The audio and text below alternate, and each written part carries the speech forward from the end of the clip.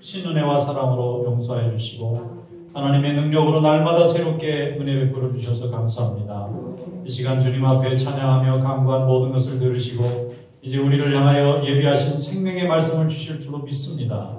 말씀을 전하는 자와 듣는 자가 다 함께 은혜 받게 하시고 오늘도 성령의 역사가 이루어지는 귀한 시간이 될 수 있도록 주장하여 주시옵소서. 예수님의 이름으로 감사하며 기도드리옵나이다. 아멘.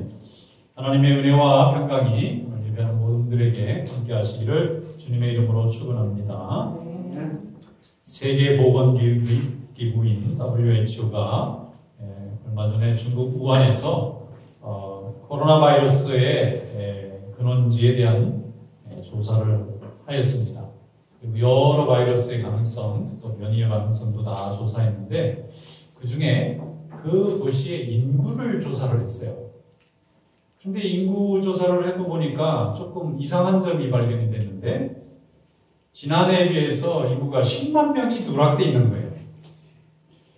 아마 이 병균을 조사하는 사람들이니까 병에 관계된 것만 조사하느라고 사람들이 그 자료만 준비했던 것 같은데 갑자기 이 학자들이 인구를 좀 가져와봐라 그러니까 가져왔는데 이게 10만 명이 없어진 거예요. 그래서 이걸 놓고 지금 어떻게 해석을 해야 될지 고민이 많아요. 갑자기 20만 명이 어디로 갔냐 이거예요. 10명 가까운 사람들이. 정부에서는 우리는 모르겠다 그러고 또 연구하는 사람이 인구가 갑자기 없어지거나 사라지는 게 가능하냐. 도무지 통계를 신뢰하기가 너무 어렵다. 그러면 정말 환자들이 많이 사망을 했는데 이걸 감추느라고 지금 인구가 원래 없었다고 말하는 건지 아니면 정말 인구 통계를 10만 명 가까이나 누락이 될 정도로 인구 통계가 허술하다는 얘기인지 아무튼 해명하기가 너무 어려운 거예요. 그래서 사람들이 저게 전체주의 국가, 너무 집단주의로 통제하는 나라의 문제다 이거예요. 이게 그 나라에 허물이 되는 거는 감춰버리는 거예요. 허물이 돼도 드러내서 이걸 해결을 하기 위해서 노력을 해야 되는데 나라에 해가 되거나 비난이 될 내용은 숨겨버리고 그러다 보면 그게 사람이지 않습니까? 이 사람들이 병에 걸려서 정말 죽은 거면 큰일이고 만약에 이 사람들이 통계가 잘못된 거면은 계산하는 방법을 다르게 해야 되겠죠. 이와 같이 개인의 자유나 개인의 가치에 대해서 중요하게 생각해야 되는 이 시대에 개인의 가치가 중요하게 생각되지 않는 어떤 체계나 개인이 있다면 너무나 불행한 것입니다. 잃어버린 10만 명을 찾아내야 돼요. 이게 어떻게 된 건지를. 또 한국에서도 좀 불행한 일이 있었는데 아예 어떤 8살 먹은 여자아이가 아예 죽었어요. 근데 이 정신적으로 이상한 어머니가 죽였다. 그래서 이 아이가 죽은 거는 이제 확인이 됐는데 이 아이가 그럼 이름이 뭐냐? 생년월일이 뭐냐 그러니까 아무것도 없는 거예요. 알고 보니까 이 아이가 이게 태어날 때 이게 좋은 가정에서 태어나지 않고 뭔가 불륜으로 태어났는지 호적 등록을 하는 거예요.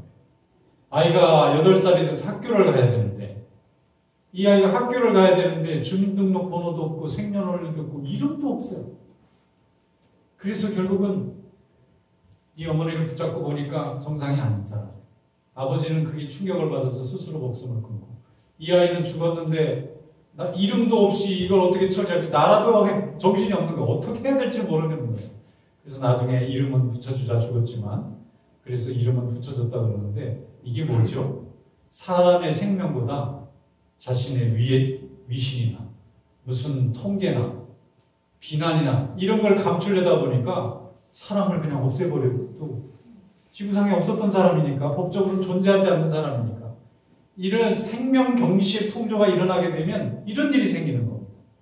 그래서 아무리 어려워도 사람의 생명을 귀히 여기는 법을 꼭 배워야 됩니다.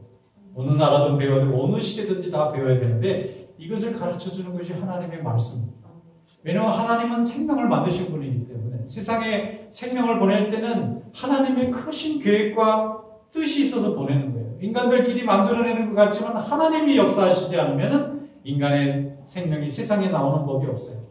지금 미국이 비난을 많이 받습니다. 코로나 바이러스에 감염된 사람도 제일 많고 사망자도 제일 많고 그 다음에 인종 갈등으로 곳곳에 문제가 많아요. 이번에는 텍사스를 주변으로 해서 전기가 나가가지고 이게 웬 난리입니까 그냥.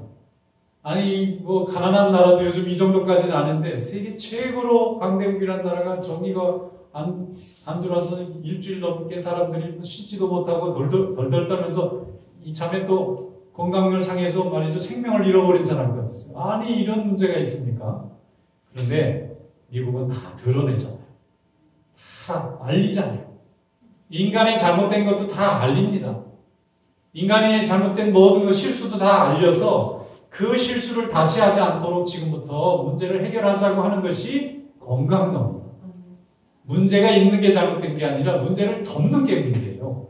이것을 오히려 자세하게 더 알아보고 연구하고 앞으로 이런 일이 반복되지 않도록 우리가 대책을 마련해야 되겠다 하고 얘기를 하는 것을 이게 좋은 사회라는 뜻입니다. 이게 정상적으로 사람들의 생각이 주고받고 아무리 개인의 의견이라도 표현할 수 있는 길이 있다고 하는 것이 이게 건강한 사회라는 증거예요. 그런데 우리는 문제가 없고 아주 좋은 나라다. 그런데 실제로는 얼마나 많은 사람들이 어디서 어떻게 됐는지도 알 수 없고 묻혀버리는 이런 사회는 정말 무서운 사회입니다. 그래서 하나님께서 하나님의 말씀으로 다스리는 나라는 생명을 귀중히 여기는 공통점이 있어요. 왜냐하면 생명은 인간이 어떤 사상과 체계도 함부로 할 수 없는 하나님이 우리에게 주신 고유한 특권이고 선물이라는 것을 고백하기 때문입니다. 오늘 본문 말씀에 보면 한 사람 한 사람의 가치가 얼마나 중요한 것인가 하는 것에 대해서 예수님께서 베드로의 신앙 고백을 통해서 우리에게 말씀해 주고 있습니다. 오늘 본문 말씀 한번 열어보겠습니다.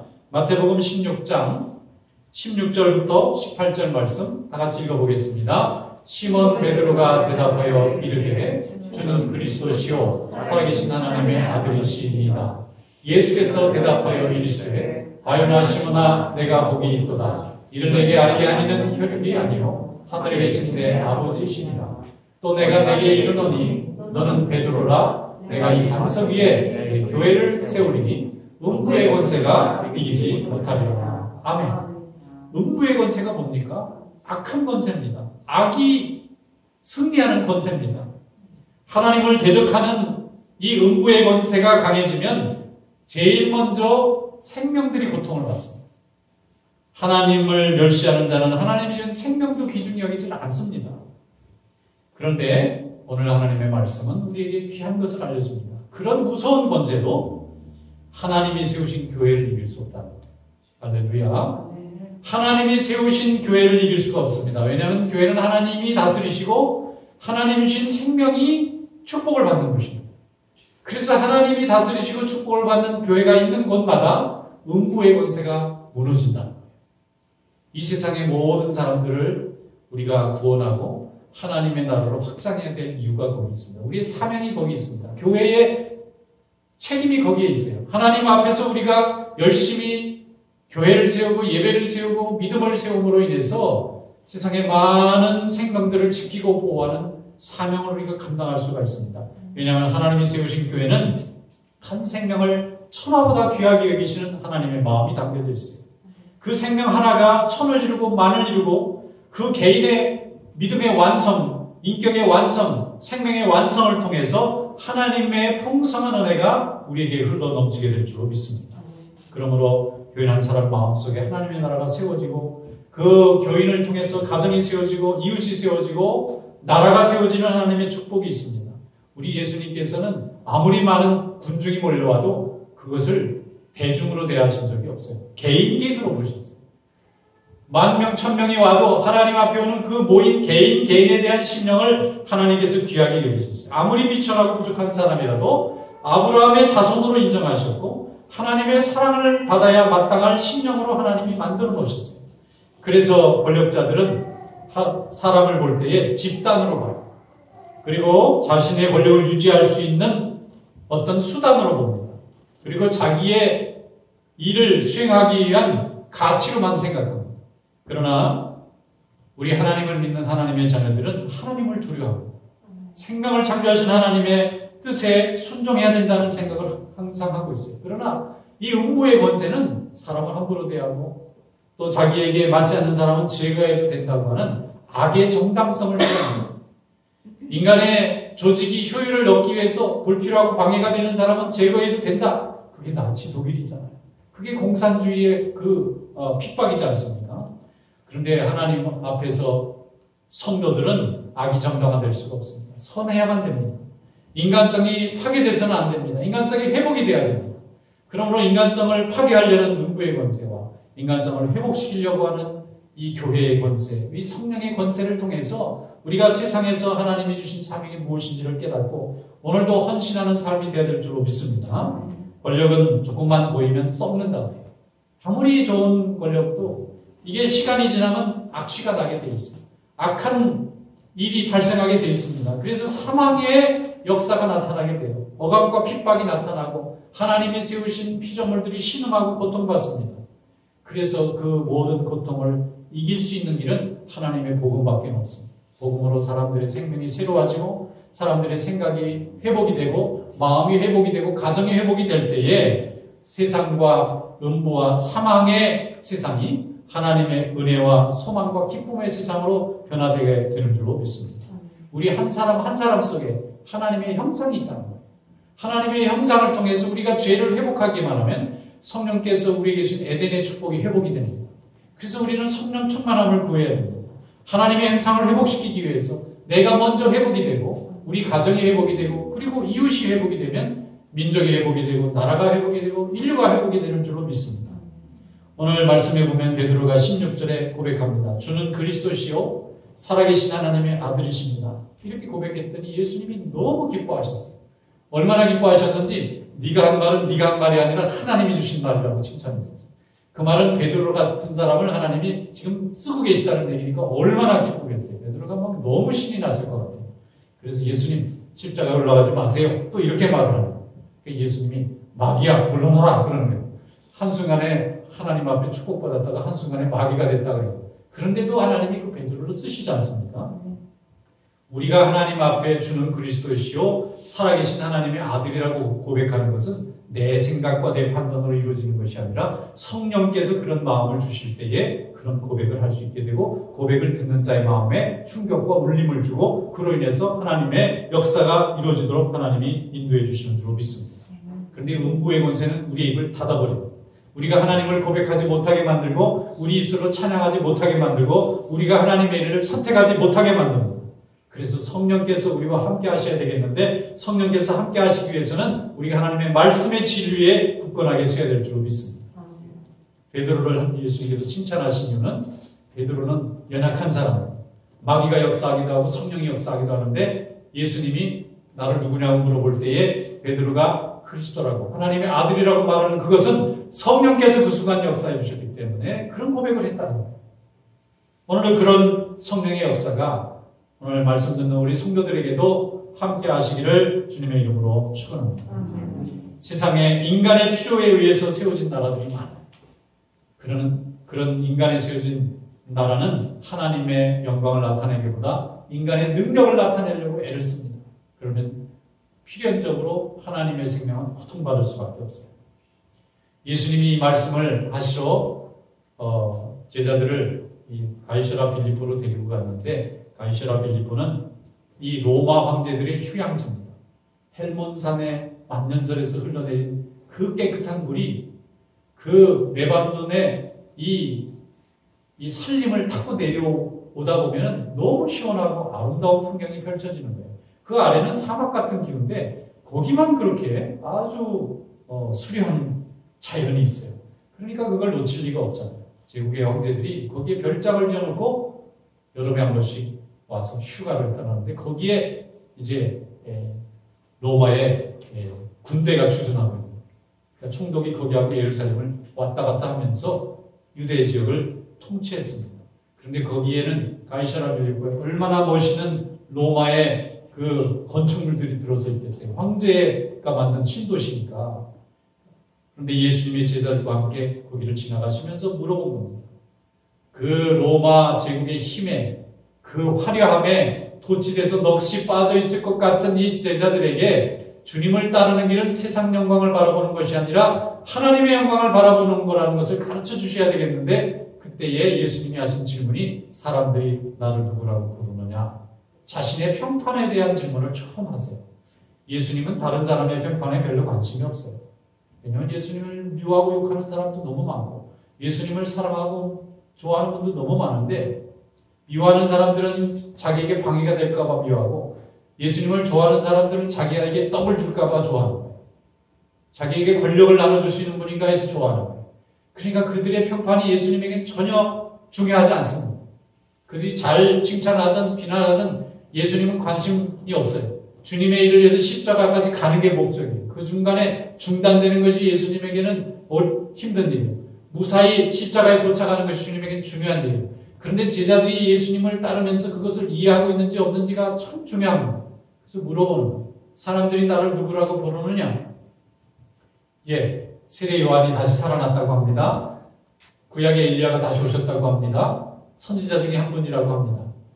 그랬더니 예수님이 다시 물어봅니다. 그건 다른 사람의 평판인데 그러면 나를 늘 같이 동거동락하면서 3년씩 따라다니는 너희는 나를 누구라고 생각하느냐? 그 질문에 베드로가 이렇게 대답을 합니다. 그 말은 베드로의 본심일 수도 있지만 얼떨결에 성령이 주시는 마음으로 제일 좋은 답을 한 거예요. 베드로가. 왜냐하면 베드로는 낯설기 좋아하는 사람이니까 주님 앞에 칭찬을 사모하는 사람입니다. 다른 제자를 나도 저렇게 얘기할 거라 그랬네 라고 생각할 수 있는 찬스를 안 주고 얼른 자기가 먼저 학교에 가면 학생들이 여럿 있는데 선생님에게 이쁨 받으려고 하는 학생들은 물어보게 하면 저요 하고 제일 먼저 손 들잖아요. 답을 들어보면 틀린 답도 많은데 저요 하고 제일 먼저 손 드는 아이는 선생님을 좋아하는 거예요. 선생님이 인정을 받고 싶은 사람. 그런데 베드로가 선생님의 인정을 받기 위해서 주는 그리스도시와 살아계신 하나님의 아들이십니다. 이렇게 대답을 했어요. 다른 제자들은 다른 사람 얘기를 했는데 이 베드로는 그 순간에 성령이 주시는 답을 하신 거예요. 자기도 모르게. 그런데 예수님이 엄청 축복해 줍니다. 하나님이 너에게 지혜를 주셨구나. 그리고 선물을 하나 줍니다. 답을 맞췄으니까. 천국 열쇠. 열쇠집 하시는 분들은 굉장히 좋아하실 것 같아요. 어떤 분이 열쇠집 하는데 옆에다 천국 열쇠라고 딱 하나 써놨더라고요. 진짜 천국 열쇠니까. 자기가 은혜 받아서 자기가 열쇠쟁이지만 천국 열쇠를 자기도 갖고 싶은 마음으로 붙여놨대요. 그래서 너무 은혜가 되더라고요. 자, 천국 열쇠를 줬어요. 이건 진짜 천국 열쇠입니다. 이 열쇠는 예수님 말씀하세요. 땅에서 매면 하늘에서도 매이고 땅에서 열면 하늘에서도 열린다. 이 말은 뭐죠? 기도의 능력. 성도들이 손에 열쇠가 보이진 않지만 우리의 믿음 속에 열쇠가 있어요. 이 열쇠는 하나님 주시옵소서 그러면 주시는 열쇠. 하나님 막아주세요 그러면 막는 열쇠. 하나님 살려주시옵소서 그러면 살려주는 열쇠. 그런데 이 열쇠를 받을 자격이 있는 자 누구냐? 주는 그리스도시요 살아계신 하나님의 아들입니다는 고백을 할 수 있어요. 믿을 뿐만 아니라 고백을 할 수 있어야 돼요. 이 사람에게는 하나님이 천국 열쇠를 주세요. 근데 믿지도 않아요. 고백도 안 해요. 그러면 천국 열쇠는 상관없어요. 이 사람에게는 주어지지 않습니다. 하나님께서 하나님의 영광을 나타내기 위해서 이 땅에 하나님의 자녀를 주셨는데 이 자녀들이 세상에서 너무 연약하니까 하나님이 이기라고 무기를 하나 주셨는데 기도의 무기입니다. 여러분 다 사용할 수 있기를 축원합니다. 하나님께서 닫힌 곳을 열어놓으시고 또 막힌 곳을 열어놓으시는 하나님의 능력이 이렇게 연약한 성도가 가지고 있는 기도 속에 있어요. 기도가 살면 역사가 이루어집니다.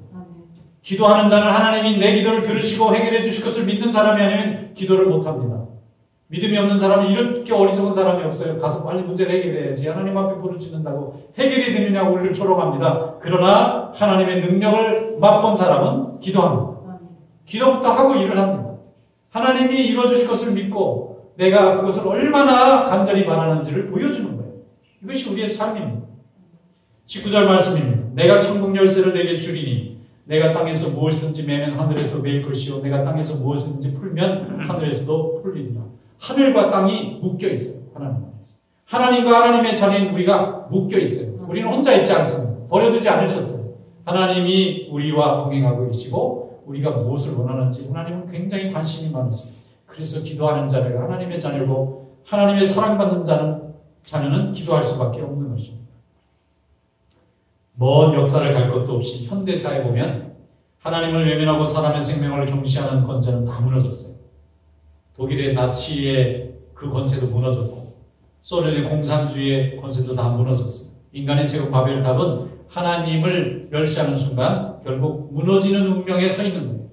잠시는 무섭고 강하고 화려한 것 같지만 칼로 선 자는 칼로 망하는 것처럼 기도로 선 자는 기도로 이길 수밖에 없는 것입니다. 생명의 힘, 사랑의 힘이 하나님의 말씀과 능력 가운데 있습니다. 그러므로 우리는 세상에서 특별히 하나님에게 선택받은 하나님의 종들이에요. 열심히 뜨겁게 기도하시길 축원합니다. 하나님 준 천국 열쇠를 많이 쓰시기를 바랍니다. 이것도 안 쓰면 녹슬어요. 막 중요할 때 쓰려고 갖고 오면 못 씁니다. 미리 기름을 채워놔야 불을 밝히는데 기름을 안 채워놓고 쓰려고 그러면 빈 등불밖에 안 되는 거예요. 날마다 기름을 채우시기 바랍니다. 날마다 기도하세요. 기도의 연습이 필요합니다. 기도의 응답을 경험해봐야 됩니다. 하나님의 말씀에 굳건하게 설 수 있기를 축원합니다. 우리 성도들은 그를 위해서 우리 몸이 성전이 되도록 하나님이 만들어 놓으셨어요. 고린도전서 6장 19절에 너희 몸은 너희가 하나님께로 받은 바 너희 가운데 성령의 전인 줄을 알지 못하느냐. 너희는 너희 자신의 것이 아니라 값으로 산 것이 되었으니 그런즉 너희 몸으로 하나님께 영광을 돌리라고 하나님이 말씀해 주셨습니다. 주님의 관심은 우리의 삶에 있습니다. 우리의 몸과 마음이 하나님에게 얼마나 쓰임받을 준비가 되었는지 준비가 된 대로 씁니다. 성령 충만한 사람이 있으면 병자를 고치고 죽어가는 자를 살리고 막힌 길을 해결하는 데에 쓰임받습니다. 그러나 기도가 줄어들고 영적인 생활이 줄어든 사람은 조금밖에 쓸 수가 없습니다. 그러므로 많이 구하시기를 바랍니다. 많이 응답받으시기를 축원합니다. 성령은 하나님의 영으로 구주를 믿는 각 사람의 심령에 거하시고 우리를 거룩한 삶으로 인도하시는 하나님의 능력이 있습니다. 그러므로 우리가 먼저 변화받아서 회개하고 우리 가운데 죄의 역사, 사망의 역사가 물러나고 성령의 역사가 채워지게 되면 성령께서 일하시게 되고 나를 구원하고 우리 가족을 구원하고 이웃을 구원하고 나라를 구하고 민족을 구하고 인류를 구하는 하나님의 일꾼이 될 줄로 믿습니다.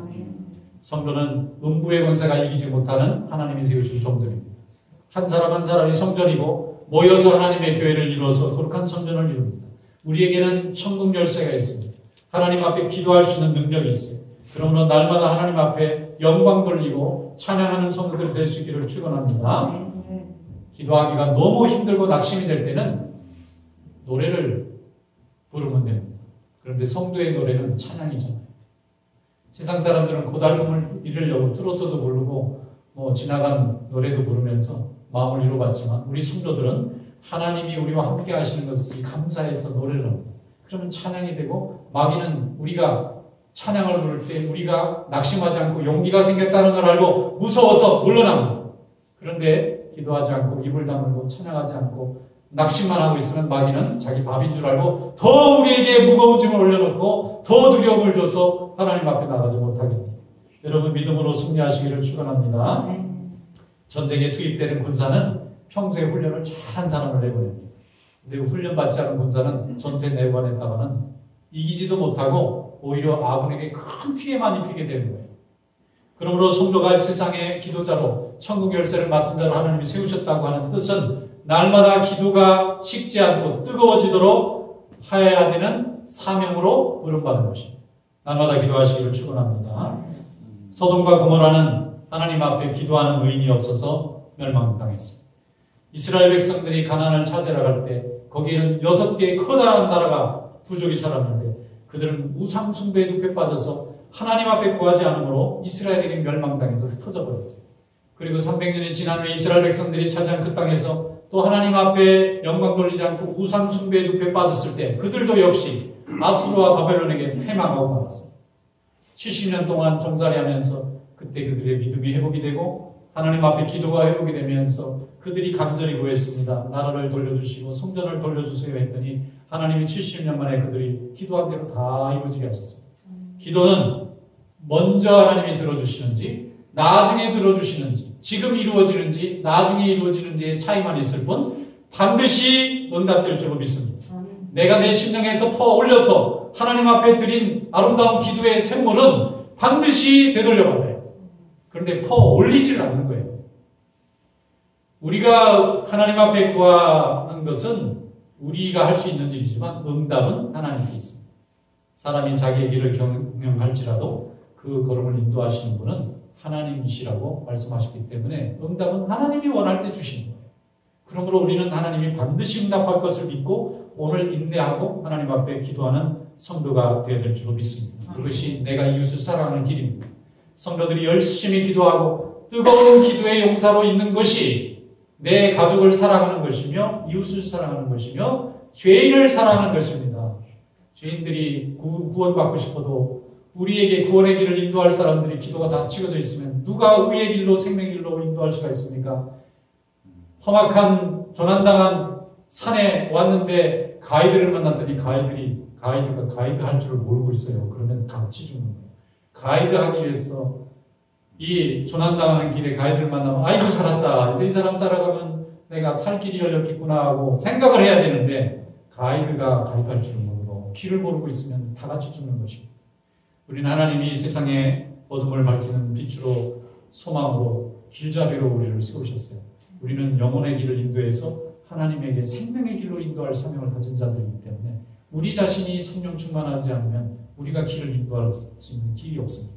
그러면 하나님 앞에 또 기도하시길 축원합니다. 성도의 믿음을 감사하고 소중히 여기시고 존중해 주시기를 축원합니다. 기도하는 분이 있으면 더 뜨겁게 칭찬하시고 먹을 것도 좀 갖다 주시고 용기도 주시고 항상 사랑하시길 바랍니다. 기도하는 자가 교회에서는 가장 대접받고 가장 인정받고 가장 존중받아야 하나님의 역사가 이루어지고 우리도 살고 이웃도 살고 세상에 살게 될 줄로 믿습니다. 에베소서 3장 8절로 9절에 말씀하는 모든 성도 중에 지극히 작은 자보다도 작은 자에게 이 은혜를 주신 것은 청량할 수 없는 그리스도의 풍성함을 이방인에게 전하게 하시고 영원부터 만물을 창조하신 하나님의 손에 감춰졌던 비밀의 경륜이 어떠한 것을 드러내게 하려 하심이니라. 하나님의 은혜를 드러내게 하시려고 오늘 우리가 있는 것입니다. 그러면 우리가 하나님의 은혜를 풍성하게 경험하고 흘러넘치게 나눌 수 있는 그런 믿음 될 수 있기를 축원합니다. 어떤 예수 믿는 분이 시집을 갔더니 제사를 모시는 집인 거예요. 그러니 어떻게 해요? 이분은 교회를 다니면서도 또 제사 드릴 때 또 제사를 또 준비를 다 해야 되니까 너무 괴로운 거예요.